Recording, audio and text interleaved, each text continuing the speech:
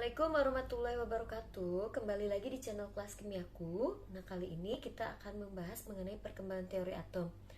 Nah, teori atom pertama yang muncul di dunia itu dikembangkan sekitar tahun 1803 hingga 1809. Nah, berarti 200 tahun yang lalu ya. Nah, teori ini dikembangkan oleh John Dalton. Nah, menurut Dalton, semua benda atau semua zat itu tersusun oleh atom-atom. Nah, atom merupakan bagian terkecil atau partikel terkecil yang tidak dapat dibagi-bagi lagi. Jadi ini sudah yang paling kecil ya atom itu. Nah, kemudian atom itu tidak dapat diciptakan maupun dimusnahkan. Model atom Dalton digambarkan sebagai bola pejal. Biar gampang ngapalinnya, ingat aja cilok ya. Selanjutnya, teori atom kedua itu dikembangkan oleh Thomson. Menurut Thomson, atom merupakan bola pejal yang bermuatan positif yang di dalamnya tersebar elektron-elektron yang bermuatan negatif. Nah, model atomnya itu terkenal dengan sebutan model atom roti kismis, yaitu roti ya yang di dalamnya itu tersebar kismis-kismis ya. Nah, kalau di Indonesia sendiri karena roti kismis ini kurang populer, jadi kita bayangkan saja semangka. Nah, seperti semangka ya. Nah, daging semangka yang warna merah itu bermuatan positif dan biji-bijinya itu adalah elektron yang bermuatan negatif. Nah, seperti itu. Kelebihan pertama dari teori atom Thomson ini adalah sudah terdapat proton dan juga elektron. Hal ini tentu saja didasari oleh penemuan proton dan elektron pada saat itu. Dengan demikian, teori atom Dalton yang mengatakan bahwa atom ini adalah partikel terkecil itu runtuh ya. Karena pada kenyataannya ada partikel yang lebih kecil dari atom, yaitu proton dan juga elektron. Dengan adanya proton dan elektron ini, maka teori atom Thomson sudah dapat menjelaskan gejala kelistrikan suatu atom. Namun, masih terdapat kelemahan pada teori atom Thomson ini. Kelemahannya adalah posisi elektron dan juga proton belum terdeskripsikan dengan jelas. Pada tahun 1911, murid sekaligus partner dari Thomson, yaitu Rutherford, melakukan percobaan penembakan sinar alfa. Dari percobaan tersebut diperoleh hasil bahwa sinar alfa yang bermuatan positif itu sebagian besarnya diteruskan. Hal tersebut berarti bahwa sebagian besar volume atom merupakan ruang kosong. Analoginya begini, coba bayangkan kalau kalian menembak sebuah rumah kaca. Kalau rumah kacanya kosong, maka peluru yang kalian tembakkan itu akan diteruskan atau lewat begitu saja ya. Beda dengan kalau misalnya peluru kalian mengenai karet. Nah, maka pelurunya yang mengenai karet tersebut akan kembali dipantulkan. Oke, kita coba putar ulang video simulasinya.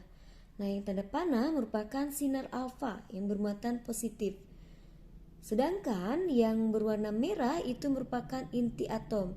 Nah, karena inti atom juga bermuatan positif, maka ketika sinar alfa mengenai inti atom tersebut, positif dengan positif itu akan tolak menolak, sehingga sinar alfanya ketika mengenai inti atom itu akan dibelokkan ya. Berdasarkan percobaannya tersebut, maka Rutherford mengemukakan teori atom yang baru. Menurut teori atomnya, massa atom itu terpusat pada inti atom. Kemudian elektron-elektron itu berada pada kulit atom mengelilingi inti atom. Jadi model atom Rutherford ini sama seperti tata surya ya, di mana matahari sebagai pusat tata surya atau inti atomnya dan planet-planet itu sebagai elektronnya yang berputar mengelilingi inti pada orbit atau lintasannya.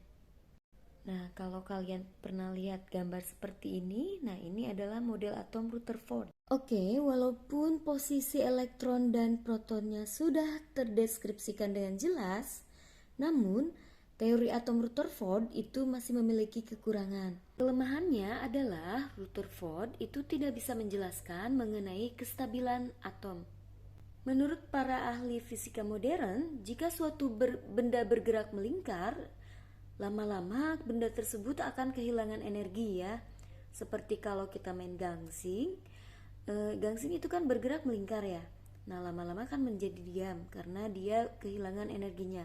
Nah, begitupun dengan elektron yang bergerak mengelilingi inti, dia lama-lama akan kehilangan energi sehingga akan tertarik ke inti atom.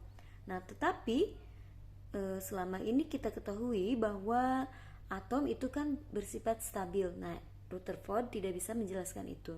Yang kedua, Rutherford juga tidak bisa menjelaskan mengenai spektrum hidrogen ya. Teori atom keempat atau teori atom Bohr itu hadir menyempurnakan teori atom yang sebelumnya ya. Menurut Bohr, elektron bergerak mengelilingi inti pada lintasan-lintasan tertentu. Setiap lintasan memiliki tingkat energi tertentu. Saat bergerak pada lintasannya, elektron itu tidak melepaskan energi. Elektron-elektron tersebut dapat berpindah dari satu lintasan ke lintasan lainnya. Perpindahan elektron dari energi yang tinggi ke energi yang rendah itu akan disertai dengan pemancaran energi. Sebaliknya, jika elektron berpindah dari energi yang rendah ke energi yang tinggi, maka akan disertai dengan penyerapan energi. Hal inilah yang menyebabkan atom bersifat stabil. Hanya saja, teori atom Bohr ini masih memiliki kekurangan ya. Jadi, Bohr tidak bisa menjelaskan spektrum atom yang nomornya lebih tinggi dari hidrogen ya.